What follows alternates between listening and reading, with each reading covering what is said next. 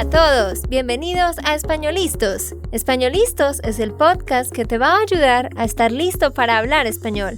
Españolistos te prepara para hablar español en cualquier lugar, a cualquier hora y en cualquier situación. ¿Recuerdas todos esos momentos en los que no supiste qué decir? ¿Esos momentos en los que no pudiste mantener una conversación? Pues tranquilo, Españolistos es la herramienta que estabas buscando para mejorar tu español. Dile adiós a todos esos momentos incómodos. Entonces, empecemos. ¿Estamos listos? Yo soy Andrea, de Santander, Colombia. Y yo soy Nate, de Texas, Estados Unidos.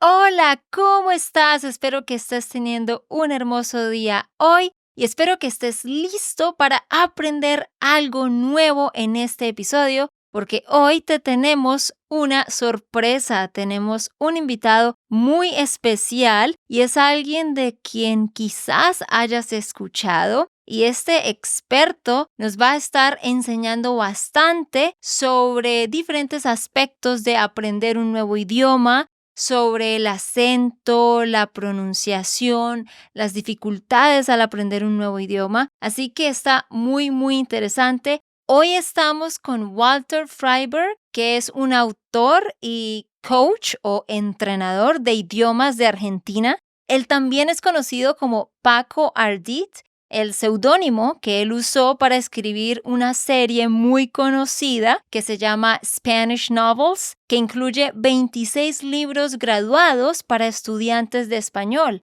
Walter está certificado como Neurolanguage Coach y se especializa en español rioplatense. Él tiene muchísima experiencia enseñando español y también mucha experiencia en cómo enseñar un idioma. Él también es el anfitrión del podcast Poder Aprender, donde empodera a personas que están aprendiendo idiomas, hobbies y skills. Así que, sin más rodeos, bienvenido, Walter. Hola Andrea, hola Nate, muchas gracias. Un gusto estar acá compartiendo con ustedes y hablando sobre aprendizaje de idiomas. Super. Y Walter, ¿dónde estás en este momento? En este momento estoy en Montevideo, Uruguay. ¿Vives en Uruguay? Sí, vivo acá en Uruguay desde el año 2022, ya casi hace 2 años, pero nací en Buenos Aires, Argentina, y soy originalmente de Argentina. Perfecto. Bueno, entonces tu acento es más de Argentina. Yo sé que los dos países tienen más o menos el mismo acento, ¿o tú notas un gran cambio entre Uruguay y Argentina? Son muy parecidos, efectivamente. Y es muy curioso porque mucha gente piensa que yo soy uruguayo y piensa que nací en Uruguay. Hay personas en Uruguay que se confunden y personas en Argentina que también se confunden. Yo creo que los sonidos de los dos idiomas son muy parecidos y hay algunas diferencias en cuanto a la entonación. Quizás más adelante vamos a hablar un poquito de eso. Claro que sí. Pero, Walter, quiero que nos cuentes un poquito más sobre qué es exactamente eso que tú haces. Cuéntanos un poco sobre esta disciplina, este campo y a qué te dedicas exactamente. Bueno, yo hago varias cosas. Soy autor, como comentabas recién, soy autor de la serie Spanish Novels y también coach de idiomas. Y en el coaching de idiomas yo trabajo con un método que se llama Neurolanguage Coaching y estoy certificado en ese método que combina investigación de neurociencia aplicada al aprendizaje de idiomas. También incluye prácticas del coaching profesional, del ICF, International Coaching Federation, y métodos y técnicas de aprendizaje de idiomas más tradicionales. Entonces, ese es un sistema que yo uso para ayudar a la gente a aprender un idioma. No es exactamente una clase de idioma, o no siempre es que estoy enseñando el idioma, sino que ayudo a las personas a integrar el idioma en su vida cotidiana, crear hábitos de aprendizaje, conectar con sus motivaciones, poder restablecer objetivos y encontrar contenidos y actividades que sean interesantes para poder adquirir un idioma. Ok. Claro, y por eso tiene sentido el nombre de tu podcast que se llama Poder Aprender, porque como lo estás diciendo, realmente lo que haces es enseñar a aprender, ¿correcto? Exactamente, sí, esa es la idea. Mi objetivo con este podcast es ayudar a la gente y también empoderar a las personas que aprenden, que a mí me gusta decirle aprendedores y aprendedoras, que es una palabra tal vez que no se escucha mucho. Normalmente se escucha esta palabra aprendiz o estudiante. Si buscamos la palabra aprendedor en la RAE, en el diccionario de la Real Academia, vamos a ver que existe y es una persona que aprende, alguien que aprende. Entonces, es una palabra que a mí personalmente me gusta y a veces la prefiero como alternativa a estas otras que decía aprendiz o estudiante. Súper. Y dinos, ¿por cuánto tiempo has estado haciendo esto? El podcast lo empecé el año pasado, en el año 2023, en abril, pero esta pasión por el aprendizaje y por aprender a aprender es algo que yo ya llevo creo que más de 15 años cultivándolo de distintas maneras y en distintas actividades. Interesante. Y cuéntanos un poquito sobre la serie Spanish Novels. ¿Qué es eso realmente? ¿Qué es esto de los 26 libros? ¿De qué se trata? ¿Y cuándo los escribiste? ¿Cuánto tiempo te tomó? Bueno, esta es una serie que yo escribí empezando en el año 2012 para ofrecerle a estudiantes de español un contenido interesante para practicar el idioma. Entonces son novelas que las primeras son cortas, son historias, básicamente es ficción para gente que necesita practicar español. Entonces empecé en el año 2012, publiqué el primero, pasó un tiempo hasta que publiqué los otros libros en el 2014, continué publicando. Y fue hasta el año 2016 o 2017, no recuerdo exactamente.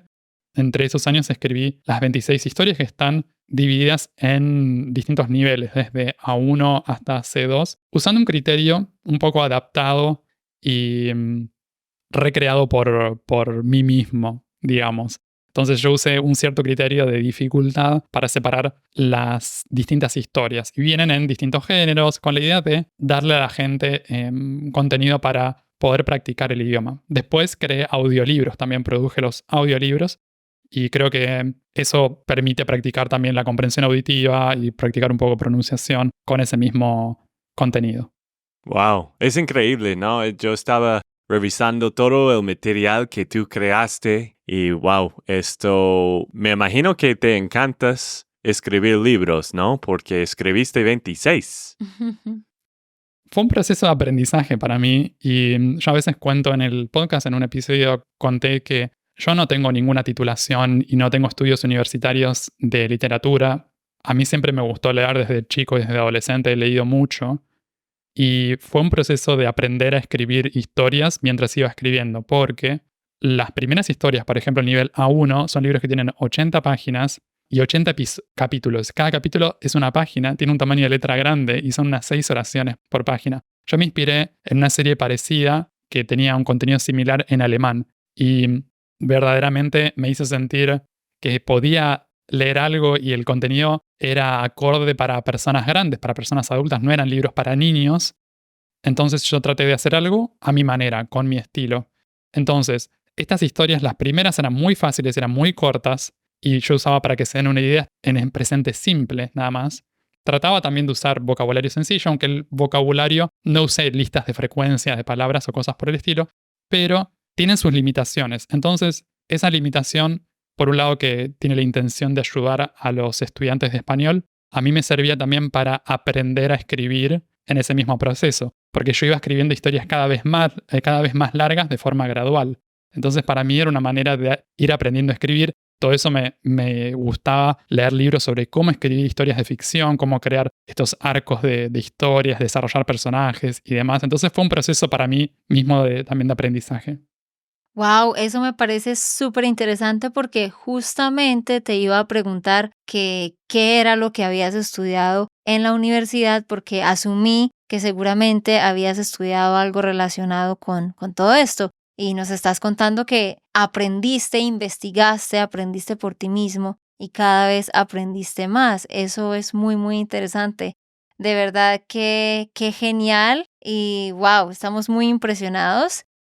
Y ahora sí, vamos a entrar a hablar un poco sobre la pronunciación, el acento, los sonidos nuevos, el cantito de un idioma y demás.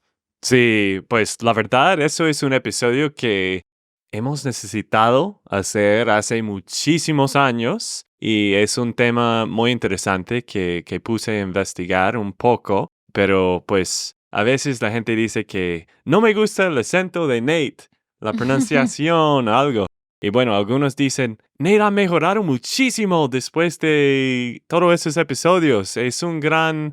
Bueno, más que todo recibimos estos comentarios, ¿no? Que Ujú, todavía sufro, ujú. todavía sufro con mi acento, pero es algo que estoy mejorando poco a poco, pero estoy muy interesado a escuchar a Walter y las ideas que él tiene para mejorar mi pronunciación y más que todo, los oyentes, los que están escuchando en este momento. Sí, claro, porque la pronunciación es una de las cosas más difíciles para los extranjeros. Y como Nate lo decía, él ha sufrido por una década con la pronunciación y todavía tiene mucho por mejorar. Sí ha mejorado, pero sigue aprendiendo. Y sí es verdad, hay algunas personas, no son muchas, que se quejan del acento de Nate, pero la mayoría realmente está feliz de escuchar a Nate en el podcast porque se sienten identificados con él y sienten que aprenden a la vez con Nate. Pero sí, Walter, dinos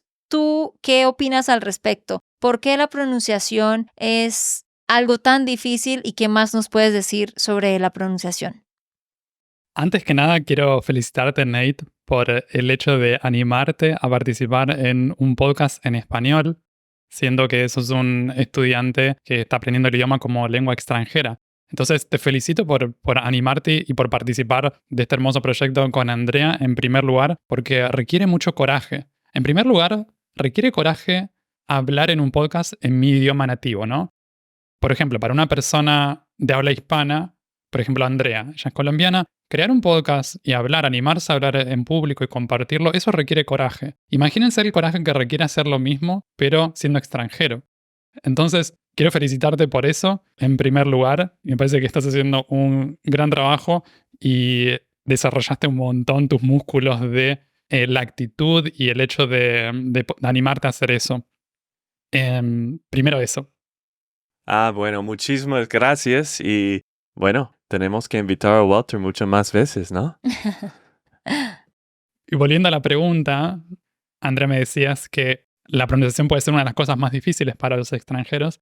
Es cierto, y sé que viene cargada con todo tipo de cosas emocionales también, porque cuando aprendemos un idioma nos gustaría poder, o a veces nos gustaría poder asemejarnos o acercarnos a la forma de hablar de los hablantes nativos. Y eso incluye la pronunciación y el acento. Entonces, cuando aparecen dificultades para lograrlo, a veces hay un poco de frustración o unas sensaciones encontradas. Y para mí es algo difícil porque incluye distintas partes, distintos aspectos. Yo a veces lo comparo esto al oído musical. Yo, entre otras cosas, también he sido profesor de piano y he trabajado como profesor de piano.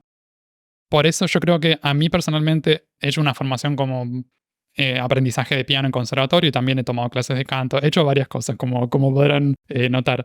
Y eso de aprender a tocar un instrumento musical como el piano o tomar clases de canto, creo que me dio una ventaja en cuanto al oído para practicar la pronunciación de idiomas.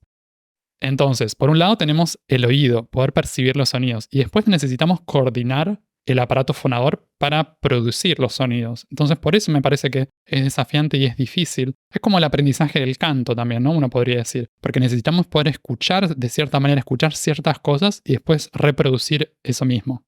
Yo he tomado clases de canto y ahí una de las cosas que necesitamos practicar es la escucha, la capacidad para poder identificar y para poder discernir estos sonidos, para escuchar ciertos sonidos y también la coordinación con la voz y con el aparato fonador para producir esos sonidos, para poder cantar. Y cuando estamos practicando pronunciación en un idioma, creo que hay algo también de eso, porque por un lado necesitamos poder escuchar algunas cosas y después necesitamos poder producirlas con nuestra voz. Son dos cosas. Yo creo que eso es una de las dificultades o de los aspectos complejos en el aprendizaje de pronunciación. Claro, y yo tengo una pregunta para ti. ¿Tú qué piensas del acento? ¿Es importante tratar de mejorar el acento o debería un estudiante quedarse conforme con el lugar a donde ha llegado? ¿A qué me refiero con esto? Por ejemplo, nosotros tenemos estudiantes de nivel avanzado que son muy, se pueden expresar todas sus ideas, usan expresiones que utilizan los hispanohablantes, tienen un vocabulario avanzado, entienden todo, pero todavía tienen un acento, es decir, no suenan exactamente como alguien de Latinoamérica, se puede notar que son extranjeros, y muchos de ellos se frustran por eso y viven frustrados y viven como con esa lucha de que tiene que ser perfecto. ¿Tú qué piensas al respecto de eso?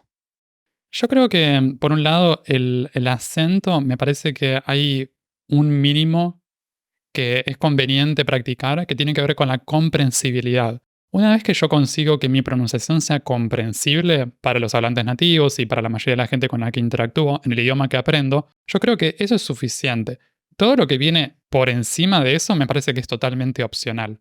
Entonces, hay personas que les gusta esto de poder acercarse y sonar lo más nativos posibles. Existen coaches de reducción de acento. Yo mismo he tomado muchas lecciones de reducción de acento para mejorar mi inglés, en mi caso inglés americano. He tomado muchas clases y sesiones de coaching de reducción de acento que básicamente el objetivo es poder lograr un sonido más nativo, más natural, y se trabaja específicamente sobre las interferencias de mi idioma nativo. Por ejemplo, yo como argentino, es probable que las dificultades que tenga de pronunciación o las características o los rasgos por los que mi inglés tal vez no suena como el de un nativo, tienen que ver con ciertos sonidos del español rioplatense, el español de Argentina. Lo mismo con una persona de Colombia o de España que está aprendiendo inglés. Y pasa al revés con otros idiomas, ¿no? Una persona nativa de Estados Unidos que está aprendiendo español colombiano va a tener ciertas dificultades que tienen que ver con su primer idioma.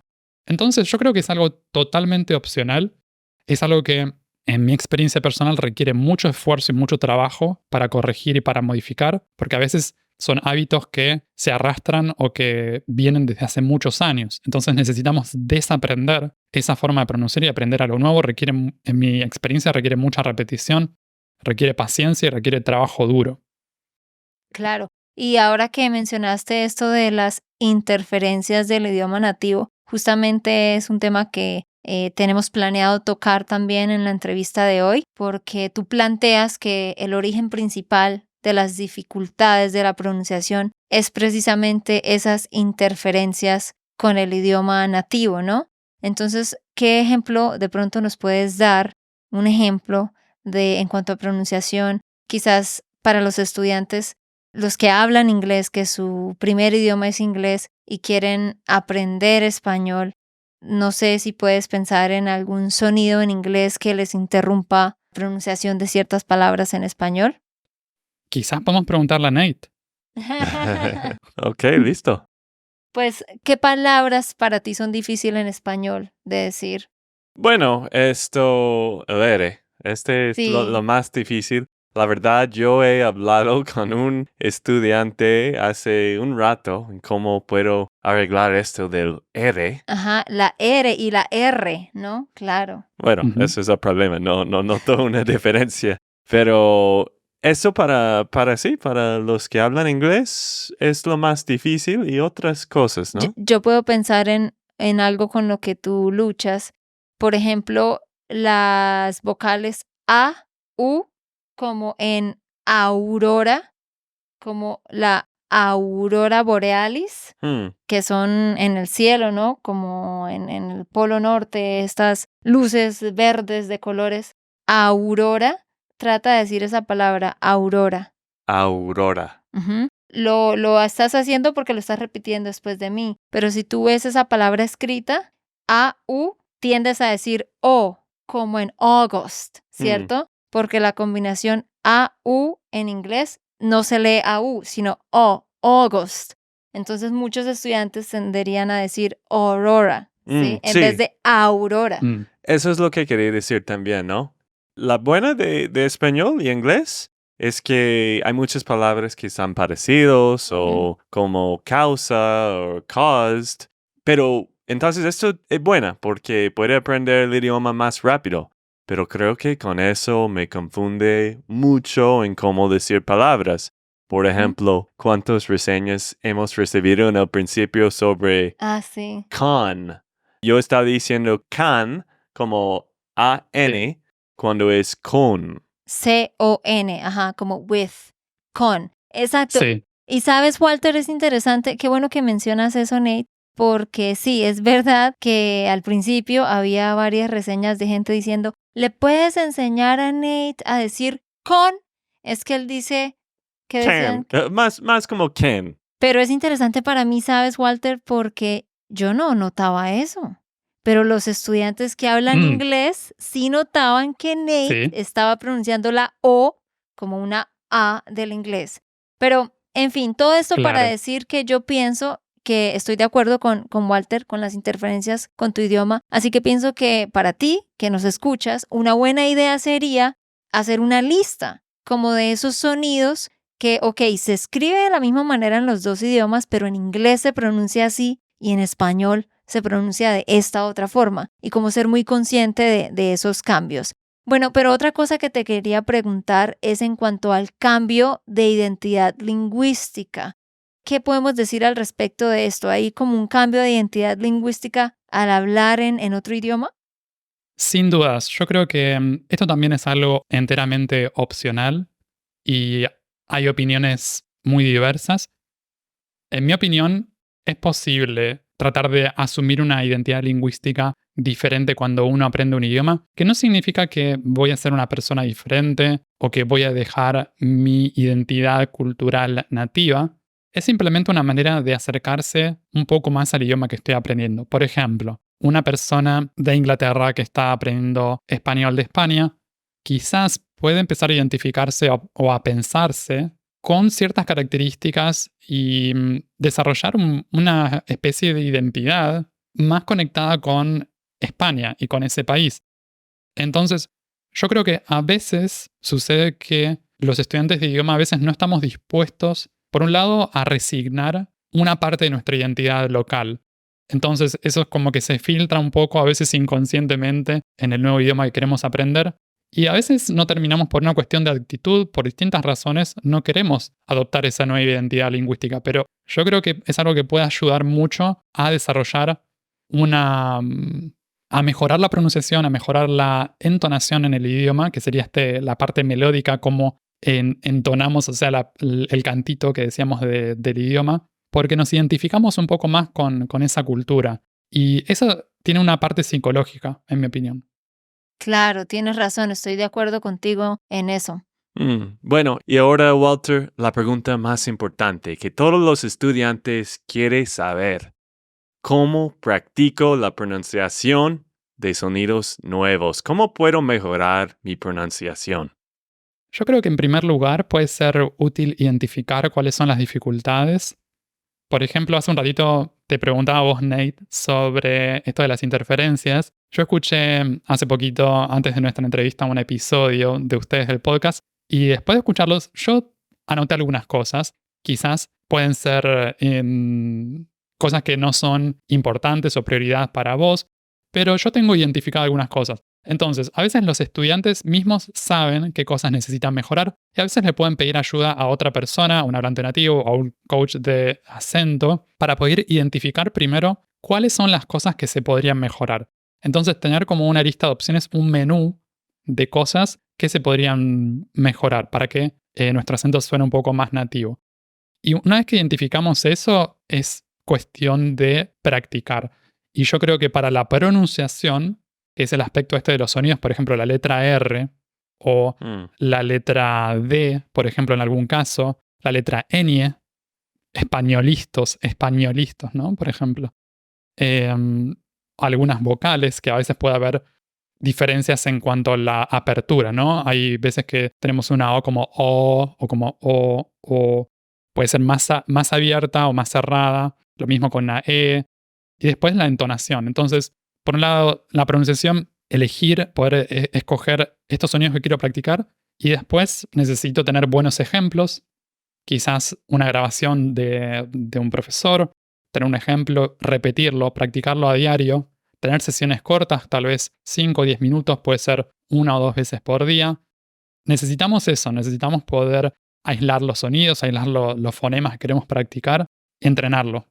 mm, Claro que sí. Y no, y yo quería agregar a lo que tú estás diciendo, por eso es muy importante que ustedes que nos escuchan tengan un tutor o un coach, como lo estamos hablando, que tengas a alguien con quien puedas hablar cada semana y que esa persona te ayude con la pronunciación.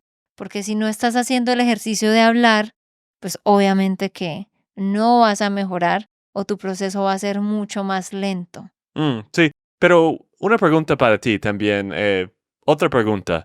Yo estoy de acuerdo y sé que tengo que practicar en los sonidos que tengo dificultad, como el ñ o R, pero para mí, y creo que para la mayoría de estudiantes, es en inglés, blind spot. No es Sí. porque, bueno, pues hasta hicimos este podcast en el principio, no sabía que mi acento era tan mal. Bueno, sabía que no era nativo, pero pues yo no puedo notar qué palabras estoy diciendo mal. Entonces, ¿qué me recomiendas de eso? Hablar con un tutor, me imagino, va a ayudar con eso, pero ¿qué más? Que tu esposa Sí, colombiana te primero, corrija más. Eso también. Perdón. sí, en cuanto a las correcciones, yo tengo la opinión que esto un poco desde el lado del Neuro Language Coaching, en cuanto al feedback, siempre nosotros acostumbramos en el Neuro Language Coaching a pedir permiso, siempre, ¿no? Y a contar con el permiso de la otra persona antes de ofrecer correcciones o dar correcciones. Ustedes están en pareja, entonces tal vez ya tienen un acuerdo de ese tipo, pero a veces también creo que hay situaciones, esto lo he encontrado en algunas oportunidades, he trabajado en coaching también de parejas, pero separados. Está la opción también de trabajar a veces de forma conjunta, dependiendo el caso. Pero a veces sucede esto que una de las personas le ofrece correcciones a la otra y hay que ser cuidadosos con eso, me parece. También porque hay un aspecto emocional en juego. Entonces es muy valioso y creo que es una oportunidad increíble estar en pareja con una persona del idioma que estoy aprendiendo, pero también hay distintas formas de gestionarlo. En cualquier caso, respondiendo a la pregunta de Nate, creo que es importantísimo primero tomar conciencia y poder saber qué es lo que queremos o lo que necesitamos mejorar. Y tal como decías, tenemos esos blind spots, estos puntos ciegos en el idioma que aprendemos y a veces no podemos ni siquiera escuchar ese sonido nuevo. No estoy hablando de poder reproducirlo, a veces ni siquiera podemos diferenciarlo cuando lo escuchamos. Es como que si no existiera. Entonces, en ese aspecto, para reconocerlo, primero identificarlo nos puede ayudar un hablante nativo. A veces necesitamos que sea alguien que tenga un entrenamiento más especializado en acento y pronunciación. Claro que sí. Y después practicar, como siempre. Sí, claro, practicar, practicar, practicar. Esa es la clave. Y recibir feedback. Ahí también va de la mano lo de aprender la entonación o el cantito, como tú lo llamas, de un idioma, ¿no? Es otra cosa que se tiene que practicar intencionalmente, la entonación. Pero creo que hemos cubierto bastantes puntos interesantes. Lastimosamente ya se nos acaba el tiempo, pero siento que nos has enseñado bastante, Walter. Creo que todos están de acuerdo en que hoy hemos aprendido varias cosas chéveres y hemos entrado en más profundidad en este tema que casi no se habla. Así que muchísimas gracias por todos tus aportes. Muchísimas gracias a ustedes. Un placer. Me encanta el trabajo que hacen y cómo están ayudando a tantísimos estudiantes de español. Así que los felicito por el proyecto que me parece genial y un gusto colaborar y ayudar en lo que pueda desde este lado. Y sí, para mí fue un episodio muy interesante y pues yo creo que debemos invitar a Walter en otro episodio en el futuro porque pues él tiene mucho para enseñar. Y la última cosa que quería agregar antes de terminar, bueno, yo no he hecho mucha práctica en la pronunciación. Eso debería ser. Y pues tengo que averiguar ¿cómo se llama? ¿Vowels? ¿Qué? Bueno, vowels en inglés. Pero los sonidos, tengo que... las vocales. Vocales, sí, los vocales y sonidos y palabras. Pero estoy diciendo eso para decir que mi español ha mejorado en estos años. ¿Cómo? Escuchando español y hablando poco a poco, Andrea corrigiéndome. Porque normalmente nativos no me corrigen. No me corrigen. No me corrigen, sí. Pero poco a poco puedes mejorar si tú estás escuchando el idioma y hablando. Y pues si tienes la confianza con un tutora o tutor, pues diles a decirte cómo puedes mejorar tu pronunciación. Exacto. Pídeles que te digan. Pídeles que te digan.